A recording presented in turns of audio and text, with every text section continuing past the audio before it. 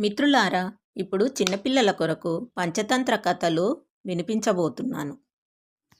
పిల్లలారా, ఇప్పుడు మనము ఒక పులి బ్రాహ్మణుడి కథ చెప్పుకుందామా? ఒక నది వద్ద ఒక ముసలి పులి గట్టున నిలబడి ఉంది. ఆ దారినే వెళ్తున్న ఒక బ్రాహ్మణునితో, బాటసారి, ఇదిగో బంగారు కంకణం, దీనిని తీసుకో అంది. ఆ బ్రాహ్మణుడికి ఆ బంగారు కంకణం చూడగానే, నీవు క్రూరముగానివి, అయినా నిన్ను ఎలా నమ్మడం అన్నాడు. అయ్యా, నేను వయసులో ఉండగా ఎన్నో ఆవులను మనుషులను తిని మహాపాపం చేశాను.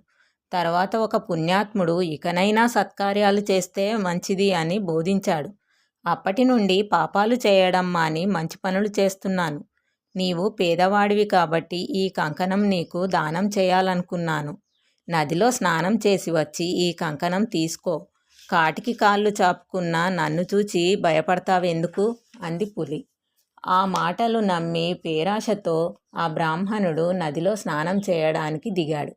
దిగగానే బురదలో కూరుకుపోయాడు.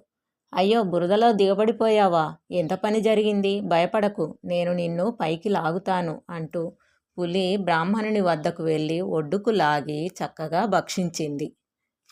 దీనివల్ల మనం తెలుసుకునేది ఏంటంటే, దురాశ దుఃఖానికే కాదు, ఒక్కోసారి దుర్మరణానికి కూడా కారణమవుతుంది.